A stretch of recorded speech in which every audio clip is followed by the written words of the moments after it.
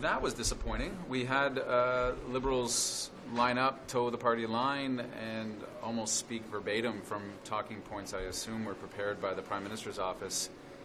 Look, this was a real opportunity for the Prime Minister to show himself and his party to show themselves as something different. Canadians voting in the last election voted for that, particularly when it came to things like accountability and transparency and ethics. Coming out of all of the scandals of the previous government, I thought this government would be different. I truly did. I think Canadians thought the same thing. We have clear and open questions that we want to put to the Prime Minister. What we were told today is town halls and question period are just going to have to do.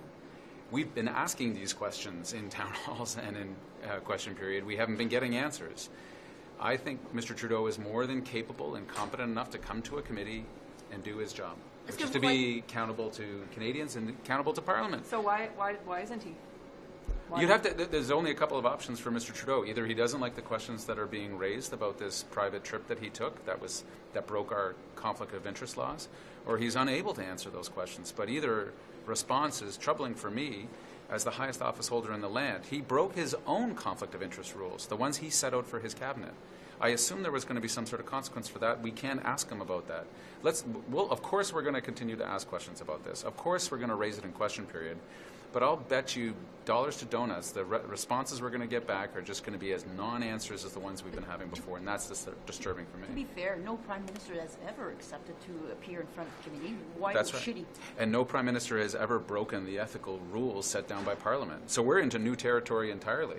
We have never had a sitting Prime Minister to be found in violation of the Conflict of Interest Act. So therefore, the response should also be new and maybe respond to the seriousness of this. I take this, the Prime Minister's referred to this all as a game. I don't think this is a game. Canadians expect their Prime Ministers to be accountable, to be truthful, and Mr. Trudeau still doesn't agree with the Ethics Commissioner's report. He still thinks the Aga Khan fits the definition of a friend and this whole trip was fine. Obviously it's not. If he had accepted a gift that was found in violation of the Act, he'd have to return the gift. Why he's not paying for this family vacation, I have no idea, but we don't get to ask him those questions. So why do you expect you to get more fulsome answers here from the Prime Minister than you would anywhere else? Well, you folks have all seen how committees work. This committee in particular is almost never partisan, is always able to work collegially together to get something done.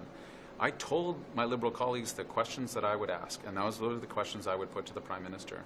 I think it's a reasonable thing for the Prime Minister who's broken these serious rules to come before a serious committee and answer questions that we have on behalf of Canadians, because these questions remain. Why did he not recuse himself from a meeting after having taken a trip on the Aga Khan's island? Did he, in that meeting, the Ethics Commissioner is unable to determine, promote the interests of the Aga Khan? Why did the Prime Minister choose to accept a gift, ask for a gift, and then accept a gift from somebody who's lobbying his own office in clear violation of the rules he laid down and Parliament has laid down? These are basic questions. I think they deserve the respect of an answer from the Prime Minister. Will there be a political prize for blocking the invitation to the Prime Minister? And if so, what will it be, you think? It's hard for me to say, but the cloud over the Prime Minister will remain. The concerns about the Prime Minister's choices, his decisions, his unwillingness to take an invitation from an ethics committee to answer questions, by asking his members to block this invitation. Look, you folks saw that committee. 6 Liberals sitting on the committee, 2 of them spoke, almost said the exact same things verbatim, one in English, one in French. The others stayed silent. They had no opinion about this, and they just simply voted down party lines. While the Prime Minister is out there saying the problem with politics is too much partisanship, too much following the party line. Well, I just watched something that followed the party line. The Liberals say no one from the Prime Minister's office told them what to do. Come on. They just happened to come up with the same talking points in English and French, almost verbatim. They all happened to have no opinion. Well, 4 out of the 6 had no opinion at all and just simply voted all together as a bloc. Come on. This is what it was. Of course, and we admit to the fact that a Prime Minister showing up committee would be a serious thing. I take that seriously, as I take the ethics of the government and of all parliaments seriously. Let's treat this thing with its proper respect.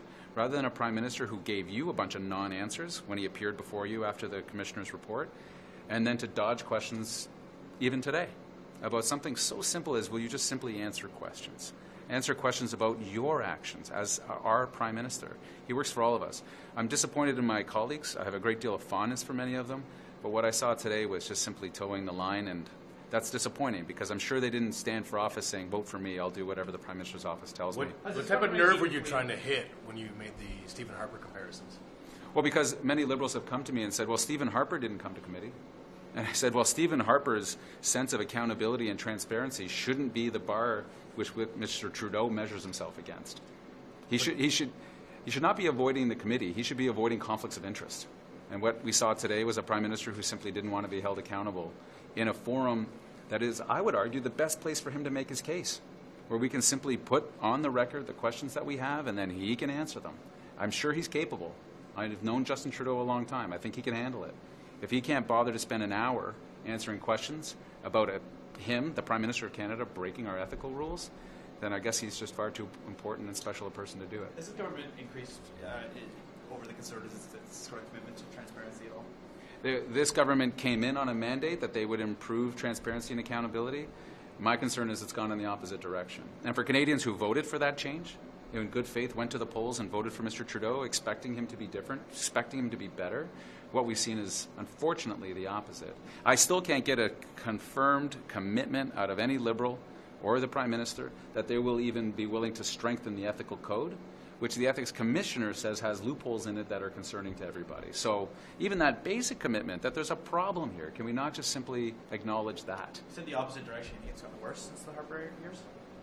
Transparency certainly has. If you talk to the Information Commissioner, if you talk to the Lobbying Commissioner, if you talk to the watchdogs of Parliament who guide and watch us, they've all been able to point out serious concerns that the trend is worsening when it comes to accountability, when it comes to transparency. And clearly we had a Prime Minister who just didn't think the rules applied to him. I don't know how red flags didn't get raised here, folks. You have somebody who is actively lobbying your government. You then ask him for a trip to his private island, which you take.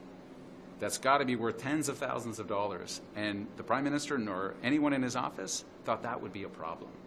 In any other workplace, you would be fired for this. This Prime Minister simply says, I'm going to make a half apology and move on, and I don't have to answer any more questions. That's wrong.